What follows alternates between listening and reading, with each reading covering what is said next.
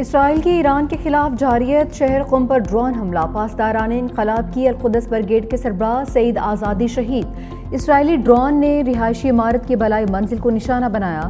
اسرائیلی حملے میں حزب اللہ کے شہید سربراہ حسن نصر اللہ کے خصوصی محافظ بھی جام شہادت نوش کر گئے۔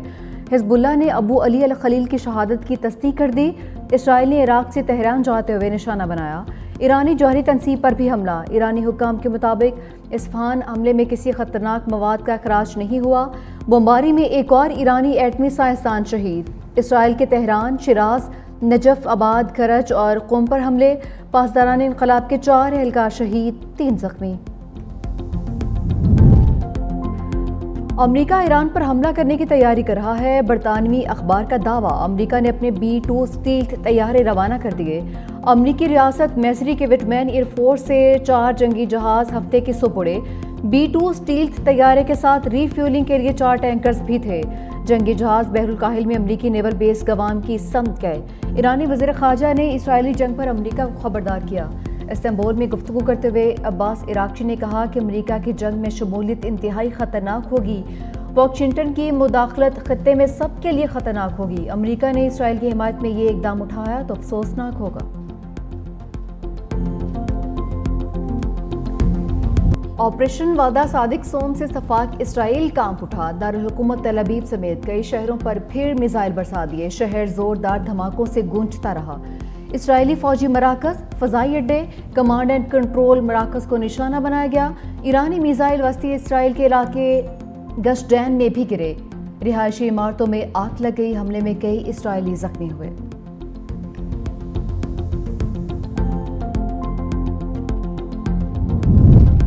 ہٹلر نیتن یاہو خطے کو تباہی کی جانب دھکیلنا چاہتا ہے، ترک صدر کی للکار۔ رجب طیب ایردوان نے اسرائیل کو امن میں بڑی رکاوٹ قرار دیا۔ OIC اجلاس سے خطاب میں کہا کہ اسرائیل نے یمن، لیبیا اور شام کے بعد ایران پر حملہ کر دیا۔ صہیونی ریاست پورے خطے میں اپنا تسلط قائم کرنا چاہتی ہے۔ اسرائیل کے ساتھ مسلمانوں کے خون سے رنگے ہیں۔ ترک عوام ایرانی بہن بھائیوں کے ساتھ کھڑے ہیں۔ ایردوان کا مسلم امہ کے درمیان اتحاد پر زور، کہا کہ یہ وقت ہے اختلافات کو ختم کر کے ایک ہو جائیں۔ اسرائیل اور ایران کے درمیان بڑھتی کشیدگی کو روکنا ہوگا۔ عالمی برادری اسرائیلی جارحیت رکوانے کے لیے کردار ادا کرے۔ ایرانی وزیر خارجہ عباس عراقچی کی ترک صدر سے ملاقات۔ رجب طیب ایردوان نے کہا کہ جوہری تنازع کا حل صرف مذاکرات ہیں۔ ترکیہ مذاکرات میں سہولت کار بننے کو تیار ہے۔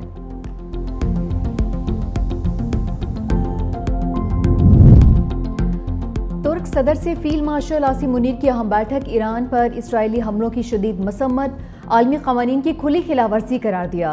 خطے میں کشیدگی کم کرنے کے لیے سفارتکاری جاری رکھنے پر اتفاق۔ نائب وزیر اعظم اسحاق ڈار بھی ہمراہ۔ ملاقات OIC وزراء خارجہ اجلاس کے موقع پر ہوئی۔ دفتر خارجہ کے مطابق ایران کی خود مختاری اور علاقائی سالمیت کی حمایت دفاع کے حق کو تسلیم کیا گیا ہے۔ عالمی برادری سے مشرق وسطیٰ میں امن کے لیے مؤثر کردار کی اپیل۔ غزہ پر اسرائیلی جارحیت فوری روکنے اور انسانی امداد کی فراہمی پر بھی زور۔ ملاقات میں وزیر اعظم شہباز شریف کا نیک تمناؤں کا پیغام ترک صدر کو پہنچایا گیا۔ پاکستان اور ترکیہ کے درمیان برادرانہ تعلقات کو مزید وسعت دینے کے عزم کا اعادہ۔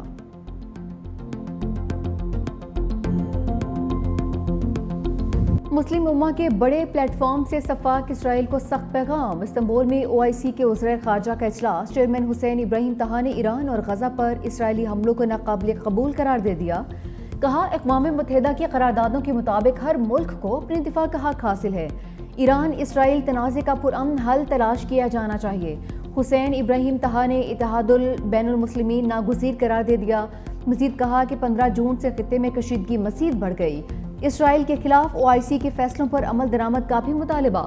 وزراء خارجہ اجلاس میں پاکستان کے نائب وزیر اعظم شریک۔ اسحاق ڈار اور ایرانی وزیر خارجہ عباس عراقچی ایک ساتھ بیٹھے۔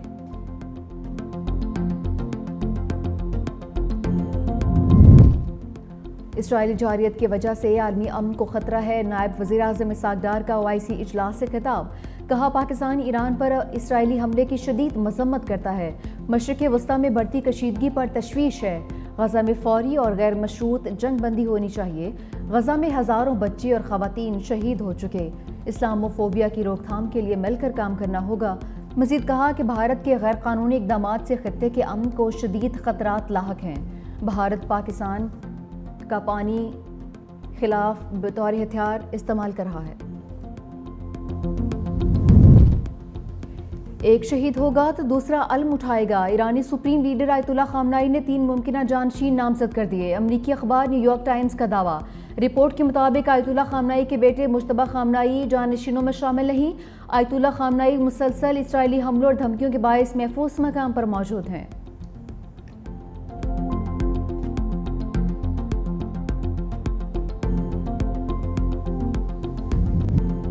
ایران کے خلاف اسرائیلی جارحیت پر ٹرمپ کی بحثی، کہا کہ اسرائیل کو حملوں سے روکنے کا نہیں کہہ سکتا کیونکہ وہ جنگ جیت رہا ہے۔ انکشاف کیا اسرائیل کے پاس ایران کی جوہری طاقت ختم کرنے کی صلاحیت نہیں ہے۔ ٹرمپ نے ایران کی ایٹمی صلاحیت پر تلسی گبارڈ کے بیان کو غلط قرار دے دیا، کہا ڈائریکٹر انٹیلیجنس ایرانی ایٹمی ہتھیاروں سے متعلق غلط ہیں۔ مجھے لگتا ہے ایران ایٹمی طاقت بننے کے قریب تھا۔ یقین ہے ایران یورپ کی بجائے امریکہ سے بات کرے گا۔ دیکھتے ہیں کیا ہوتا ہے۔ مذاکرات سے پہلے سیز فائر چاہتا ہوں۔ ایران میں زمینی افواج اتارنا آخری حل ہوگا۔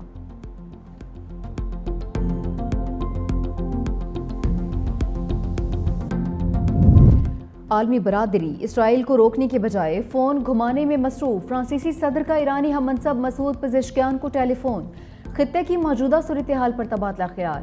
میکرون نے کہا کہ ایران کو ایٹمی ہتھیار حاصل کرنے کی اجازت نہیں دی جا سکتی۔ تہران کو ایٹمی پروگرام پرامن ہونے کی ضمانت دینا ہوگی۔ یورپی طاقتیں ایران سے جوہری پروگرام پر مذاکرات تیز کریں گی۔ جنگ سے نکلنے کا راستہ موجود ہے۔ ایرانی صدر نے جواب دیا، ہمارا ایٹمی پروگرام پرامن مقاصد کے لیے ہے۔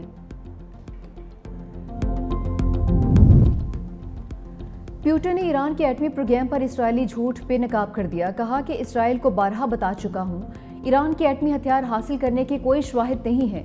تہران کو پرامن مقابلے کے لیے مقاصد کے لیے جوہری توانائی کے استعمال کا حق ہے۔ روس اس شعبے میں ایران کو درکار تعاون فراہم کرنے کو تیار ہے۔ ایران اور اسرائیل دونوں مذاکرات میں لچک دکھائیں، یہ ضروری ہوگا۔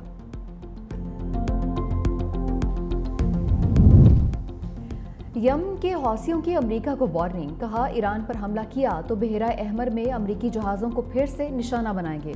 حوثی فوج کے ترجمان کا کہنا ہے امریکی حملے کے سنگین نتائج ہوں گے۔ امریکی بحری بیڑے اور جہاز بحیرہ احمر میں محفوظ نہیں رہیں گے، ان پر حملے شروع کر دیے جائیں گے۔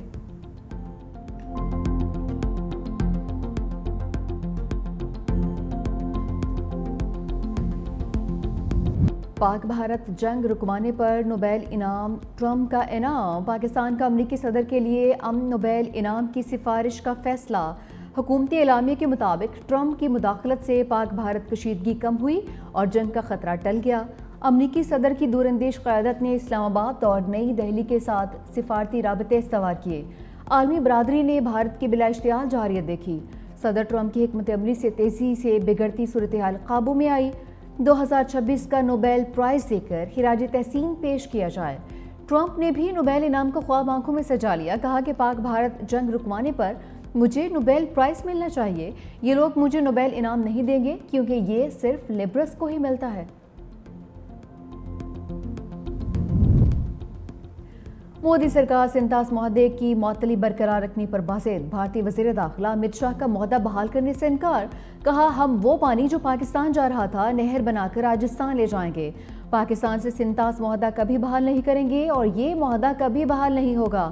پاکستان جانے والے پانی کا رخ اندرون ملک استعمال کے لیے موڑ دیا جائے گا۔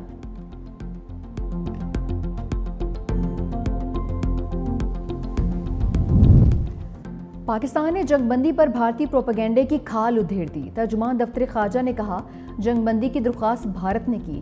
10 مئی کی صبح 8:15 بجے امریکی وزیر خارجہ مارکو روبیو نے سیز فائر کی پیشکش کی۔ سعودی عرب سمیت دوست ممالک نے بھی کردار ادا کیا۔ نائب وزیر اعظم اسحاق ڈار نے جنگ بندی کی پیشکش کو قبول کیا۔ بھارتی میڈیا کا دعویٰ بے بنیاد اور گمراہ کن ہے۔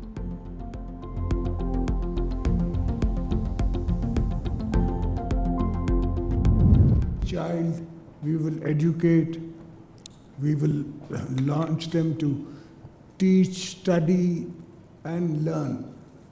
And that is the philosophy of People's Party. We intend to do more. We inshallah will do more. But slowly we'll catch the bunny. My then Finance Minister Naveed Qamar, I called him over and I explained the program to him. He understood. And mashallah, this program is where it is today. ایوانی صدر میں بے نظیر ہنرمند programme کا اجرا۔ صدر آصف علی زرداری نے کہا کہ BISP کے تحت تعلیم سمیت تمام حقوق فراہم کیے جا رہے ہیں۔ BISP کے اجرا میں سید نوید قمر کی کاوشیں قابل ستائش ہیں۔ پروگرام کے ذریعے قوم کے بچوں اور بچیوں کو ہنرمند بنایا جائے گا۔ تقریب میں خاتون اول آصفہ بھٹو زرداری بھی شریک۔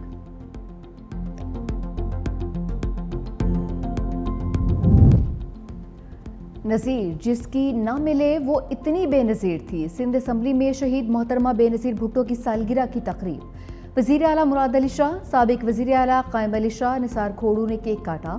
وزیر اعلیٰ سندھ مراد علی شاہ نے کہا کہ محترمہ بے نظیر بھٹو صرف ایک سیاستدان نہیں، ایک نظریہ تھیں۔ مجھے فخر ہے میری سیاسی تربیت شہید بی بی نے کی۔ سینئر وزیر سندھ شرجیل میمن نے کہا کہ شہید بی بی مظلوموں، غریبوں، خواتین اور نوجوانوں کی آواز تھی۔ پوری زندگی پاکستان کے عوام کے حقوق کے لیے وقف کر دی۔ ملک بھر میں شہید بے نظیر بھٹو کی سالگرہ کی تقریبات، جیالوں نے کیک کاٹے، جیے بھٹو کے نعرے بھی لگائے۔ بلاول بھٹو کا سکھر کے شہریوں کے لیے تحفہ۔ شہید بے نظیر بھٹو فلائی اوور کا سنگ بنیاد رکھ دیا۔ منصوبے پر 1.5 ارب روپے لاگت آئے گی۔ ترجمان سندھ حکومت ارسلان اسلام شیخ کہتے ہیں بلاول بھٹو کی جانب سے شہریوں کے لیے یہ ایک بڑا تحفہ ہوگا۔ پیپلز پارٹی پسماندہ علاقوں کو ترقی کی راہ پر گامزن کرے گی۔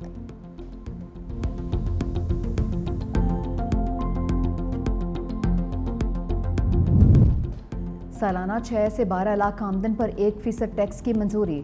نان فائلرز کے لیے بینکوں سے کیش نکلوانے کی حد 50 سے بڑھا کر 75,000 روپے کرنے کی تجویز منظور۔ سید نوید قمر کی زیر صدارت قومی اسمبلی قائمہ کمیٹی خزانہ کا اجلاس۔ FBR کی نان فائلرز پر ود ہولڈنگ ٹیکس 1% کرنے کی تجویز مسترد۔ سید نوید قمر کا کہنا تھا کہ عوام پر ٹیکس کا بوجھ بڑھانے کی تجویز کی منظوری نہیں دے سکتے۔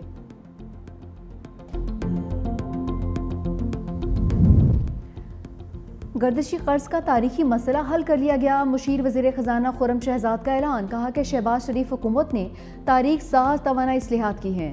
حکومت نے 18 بینکوں سے گردشی قرض کے لیے معاہدے کر لیے۔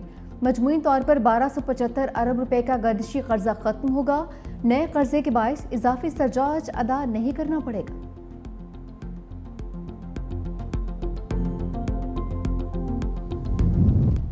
جسٹس جمال خان مندوخیل کی والدہ کا انتقال۔ مخصوص سیٹوں کے کیس کی سماعت مؤخر۔ نظر ثانی کیس کے آئینی بینچ میں شامل۔ سینئر جج بلوچستان چلے گئے۔ پیر کو شیڈیول سماعت نہیں ہوگی۔ منگل کو بھی کیس نہیں سنا جائے گا۔ عدالتی ذرائع کے مطابق جسٹس مندوخیل کی واپسی پر سماعت کی آئندہ تاریخ کا اعلان ہوگا۔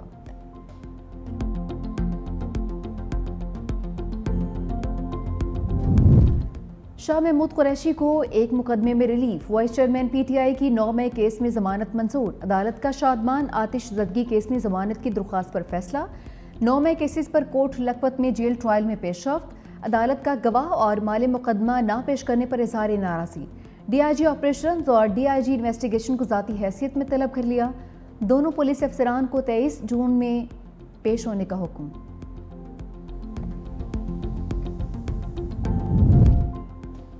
پری مونسون کی زبردست انٹری۔ اسلام آباد اور راولپنڈی میں موسلادھار بارش۔ ہری پور اور بنیت میں طوفانی ہواؤں کے ساتھ بادل برسے۔ نشیبی علاقے زیر آب آ گئے۔ کوہاٹ اور باجوڑ میں بھی رم جھم۔ گرمی کا زور ٹوٹ گیا۔ موسم خوشگوار۔